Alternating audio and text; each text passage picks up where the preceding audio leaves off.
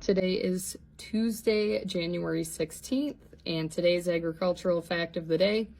The gluten-free claim is a voluntary claim and may appear on foods that would not naturally have gluten. Gluten is only in wheat, rye, barley, and crossbreeds of those grains.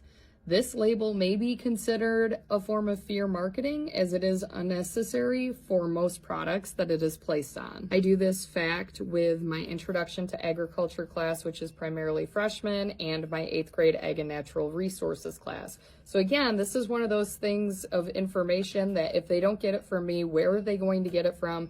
And there are just so many schools that don't have ag programs where this may never even be a conversation. So after somebody reads the fact of the day, then we hold a class discussion and they have to write a reflection about it.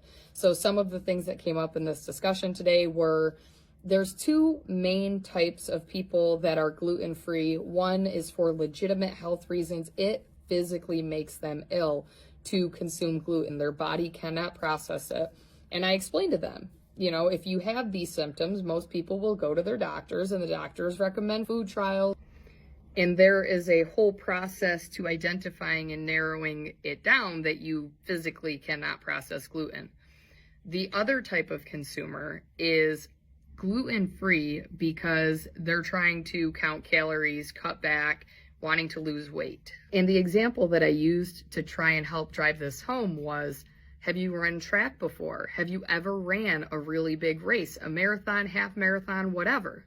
What's recommended you do before you run that race?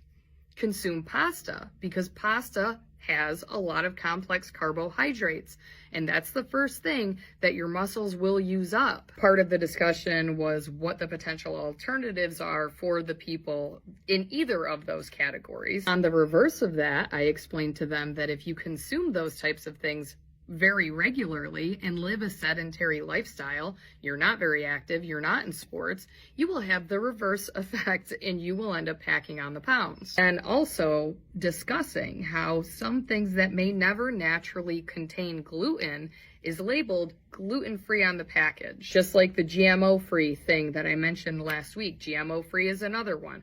Orange juice is labeled non-GMO, and GMO oranges do not exist. Unfortunately, there isn't ag class or ag teachers in every school, and I just wish that everybody had the opportunity to have these conversations and get this education and at least be a little bit more educated before they become adults. Unfortunately, a lot of these processing or packaging companies will prey on the uneducated consumer and put labeling like that on packages, and the consumer will incorrectly think that they are buying a healthier version just because they bought the one that says gluten-free. You probably heard little peepers in the background. I brought my quail into school today.